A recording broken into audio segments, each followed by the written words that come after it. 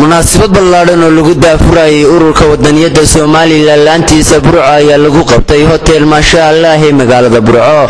munaasabadan oo ay ka soo qayb galeen Abwaan Maxamed Ibrahim Warsame Hadraawi, Suldaan Daakir Xasan Khaliif, gudoomiyaha gobolada Bariga ee hay'adda EDC Master Xuseen Laki iyo gudoomiyaha guud ee dalada isku xidhka dhalinyarada Soomaaliland ee Sayna Mudane Mustafa Cismaan Cabdiraxmaan iyo maamulka iyo xubnaha ururka wadaniyada Soomaaliland laantiisa Burco. ugu horreyn waxaa munaasabadani ka hadlay gudoomiyaha ururka wadaniyada gobolka Togdheer Cali Maxamed Ibrahim Cali Yare, waxaana uu sheegay in si toos ah looga hirgeliyay loogana furay xafiiskiisa ururka wadaniyada magaalada Burco.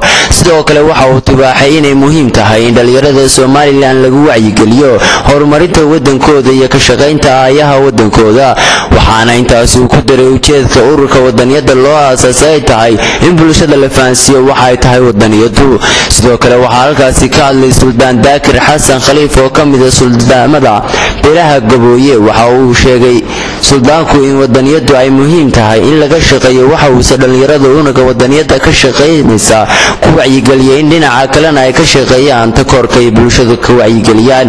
waxa uu raaciyay intaas suldaanku in wadaniyada ay khusayso bulshada Soomaaliland oo dhan, mid la takooro iyo mid aan la takoorin ba, sidaas darteedna loo baahan yahay in laga qayb qaato sidii loo baabi'in lahaa takoorka.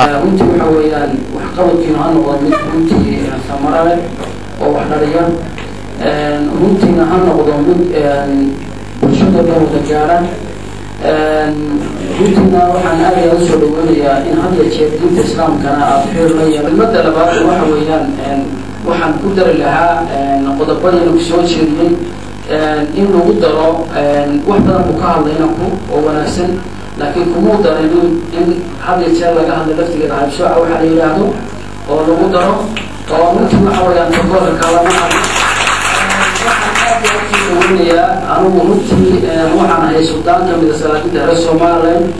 waxaan ahay runtii laakiin fahmnaan waxaan ka soo jeedaa Gabooyaan ka soo jeedaa, laakiin waxaan ahay suldaan reer Burco baan ahay.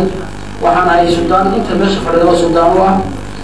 haddana runtii waxaan aad ugu boorinayaa dhalinyarta, maadaama oo la rabo in dalku inoo hagaago waxyaalo ka hagaagayaan waxaa ka mid ah Abwaan Maxamed Ibrahim Warsame Hadraawi isaguna munaasabadan hadal ka soo jeediyay ayaa ku dheeraaday ahmiyadda ay wadaniyadu leedahay iyo sida dhalinyarada wadankeenu maanta ugu baraarugsan yihiin, isagoo intaasi raaciyay in la shaqeyn doonaan ka waayeel ahaan dhalinyaradan. isagoo intaasina ku daray abwaanku in loo baahan yahay in dhalinyaradu ka foojignaato waxyaabaha ka dhanka ah wadaniyada, isla markaana waxa ugu baaqay dhalinyaradan inay iyaguna ka qayb qaataan sida ay bulshada ugu wacyigelin lahaayeen faa'iidada wadaniyada iyo waxa ay tahay wadaniyadu.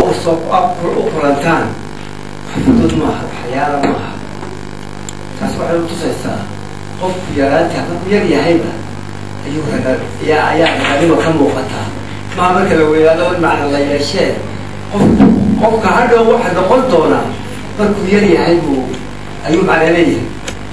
markuu yar yahay ayuu macna leeyahay. dadkoo kale dacaa waxaa laga filayay in quraanka iyo arrimihiina iyo ay jacayladii iyo wixii ku saabsanaadaan, laakiin waxaa isku maraysaa gudoomiyaha guud ee dalada isku xidhka dhalinyarada iyo wacyigelinta dhalinyarada Soomaaliland Mudane Mustafa Cismaan Cabdiraxmaan oo ka hadlay madashani ayaa sheegay in waxyaabaha ay ka shaqeeyaan ka dalad ahaan ay tahay isku xidhka iyo wacyigelinta dhalinyarada Soomaaliland. waxyaabaha ugu horeeya ee daladoodu ka shaqeysana in ay tahay in dhalinyarada lagu baraarujiyo laguna wacyigeliyo wadaniyada. sidoo kale waxa uu xusay in ururka wadaniyada ee dalada iyo dalada Sayna uu xiriir wada shaqeyn oo fiican ka dhaxayn doono, waxaana intaasi raaciyeen mar walba ay barbar istaagi doonaan ka dalad ahaan cid kasta oo ka shaqeynaysa wacyigelinta iyo dhiirigelinta dhalinyarada kuna aadan wadaniyada. munaasabadii xalay lagu qabtay hotel Masha Allah ee magaalada Burco oo lagu daafurayay ururka wadaniyada Soomaaliland ayaa ahayd mid si heersare loo soo agaasimay, iyadoo markii dambena ku soo gabagabooday Jabi Nabdoon. Cabsaaq Faarax Abdullaahi, Cabsaaq Nakruma, shabakada caalamiga ee Harwanaag News magaalada Burco.